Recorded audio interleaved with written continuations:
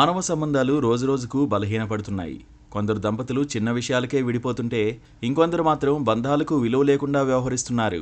తాజాగా ఓ తండ్రి చేసిన పని అందరినీ ఆశ్చర్యానికి గురిచేస్తోంది. కొడుకుకి పెళ్లి చేయాలని సంబంధాలను వెతికాడు. మంచి మ్యాచ్ కావాలని, పిల్ల బాగుండాలని చాలా సంబంధాలు కాదనుకున్నాడు.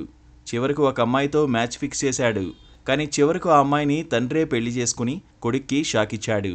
తండ్రి చేసిన పనితో పెళ్లి, ప్రేమ బంధాలపై నమ్మకం కోల్పోయిన కుమారుడు సన్యాసం తీసుకునేందుకు సిద్ధమయ్యాడు. ప్రస్తుతం దీనికి సంబంధించిన వార్త సోషల్ మీడియాలో వైరల్ అవుతోంది.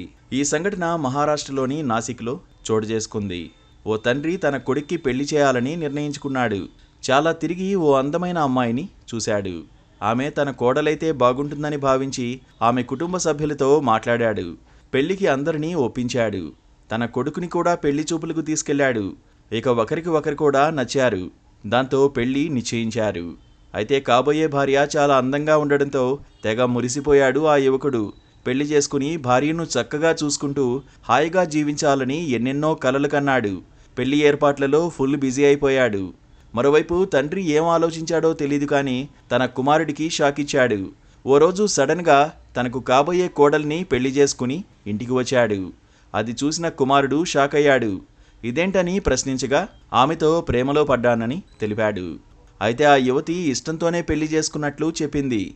వరుడి నాన్ననే ప్రేమించానని, అతడంటేనే ఇష్టమని, అందుకే పెళ్లి చేసుకున్నానని తెగేసి చెప్పింది.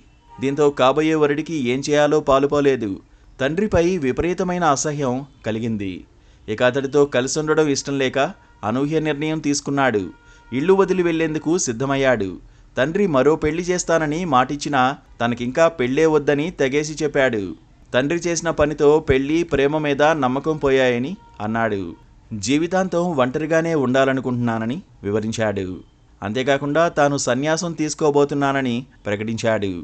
బంధువులు సైతం వచ్చి వేరే ఇంట్లో ఉండి నీకు నచ్చిన వారిని వివాహం చేసుకోమని ఎంత బతిమాలినా అతడు మాత్రం మనసు మార్చుకోలేదు. త్వరలోనే సన్యాసం తీసుకుంటాడని తెలిసింది.